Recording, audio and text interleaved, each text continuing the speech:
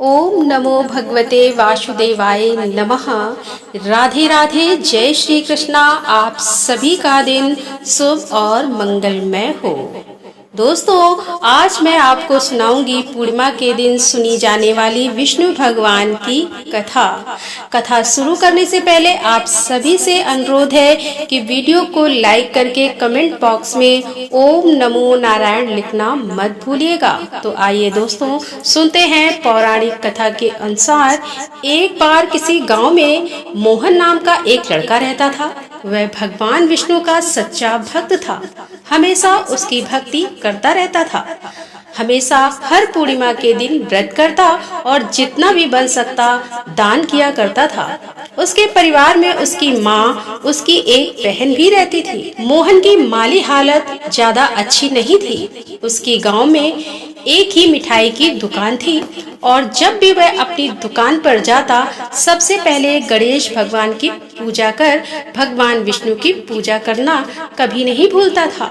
कुछ समय के बाद मोहन के गांव और उसकी दुकान के बीच में विष्णु भगवान का एक मंदिर बना।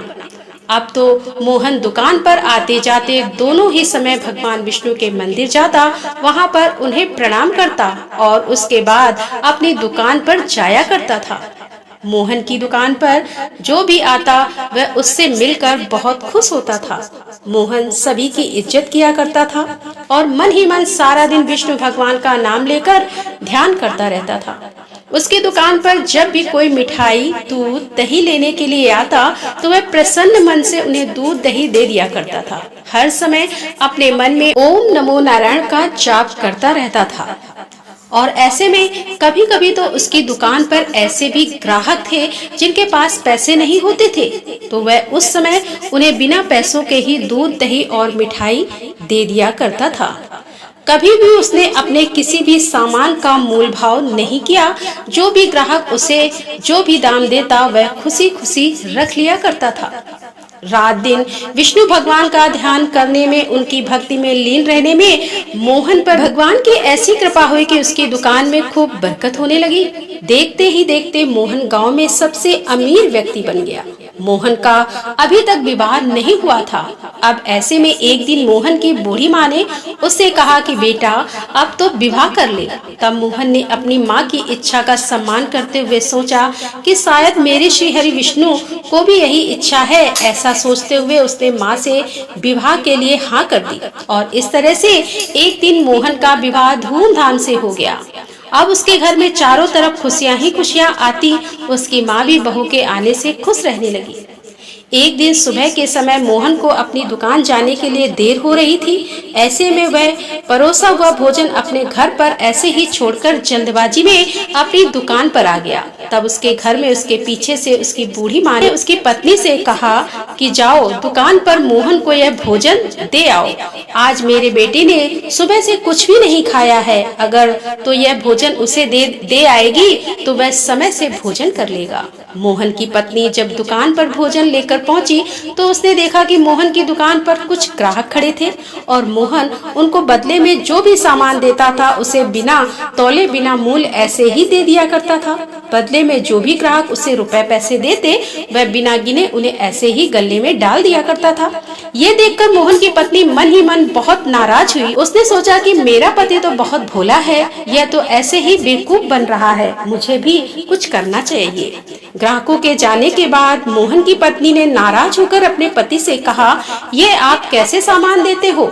बिना मोल भाव के लिए किसी भी ग्राहक को कुछ भी दे देते हो और बदले में पैसे भी नहीं गिनते कि कल तुम घर पर रहना और मैं खुद दुकान पर बैठने के लिए आऊंगी, तब देखना हमारी दुकान कितने अच्छे से चलेगी।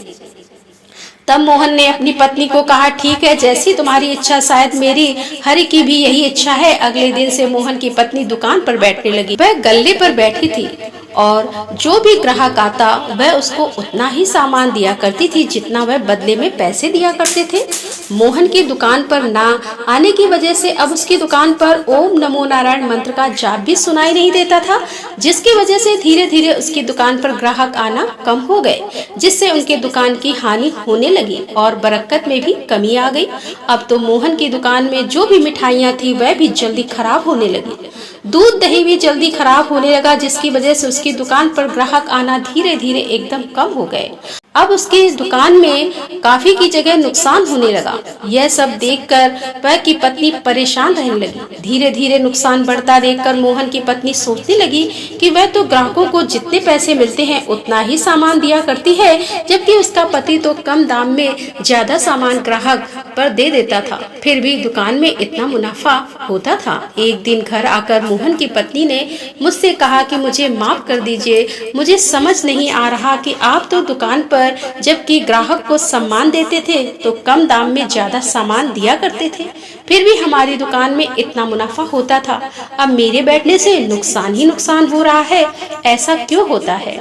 और तब मोहन ने अपनी पत्नी को समझाते हुए कहा कि परेशान होने की कोई बात नहीं है, कल से मैं तुम्हारे साथ खुद दुकान पर चलूंगा और तब तुम देखना कि मेरे हाथ से बरकत कैसे होती है। अगर कल सुबह होते ही दोनों पति पत्नी दुकान पहुँचे।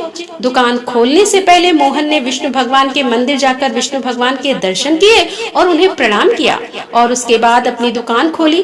देखते ही देखते उसकी दुकान पर पहले की तरह ग्राहक आने लगे और सारा दिन मोहन अपने मन में ओम नमो नारायण का मंत्र का जाप करता रहा। जो भी ग्राहक आता उसे ओम नमो नारायण मंत्र का जाप करते सामान दे दिया करता, बदले में जो भी दाम ग्रहण किया करते उसे रख लिया करता था। यह सब देखकर मोहन की पत्नी को समझ में आ गया कि बिना भगवान की भक्ति किए किसी भी काम में कोई भी बरकत नहीं हो सकती। उसे अपनी गलती का एहसास हुआ। उसने अपने पति से क्षमा मांगी और इस प्रकार उसने मोहन की पत्नी ने भी हर रोज विष्णु भगवान के मंदिर जाकर दर्शन करना और उन्हें प्रणाम करना प्रारंभ कर दिया था और तब से वह भी अपने मन में ओम नमो नारायण मंत्र का जाप करने लगी। इस मंत्र के जाप से उसके घर में कभी भी किसी भी सुख की कमी नहीं रहती थी। दोस्तों, ऐसी है भगवान विष्णु की कृपा। अगर सच्चे मन से भगवान विष्णु की भक्ति की जाए, उन्हें याद किया जाए तो बिना मांगे ही खाली झोली भर जाती है। दोस्तों, अगर आपको आज का यह वीडियो पसंद आया हो तो इस वीडियो को लाइक करने के साथ साथ मेरे चैनल को सब्सक्राइब करना मत भूलें। तो मिलते हैं अगले वीडियो के साथ, तब तक के लिए राधे राधे, जय श्री कृष्णा, हर हर महादेव, जय भोलेनाथ की।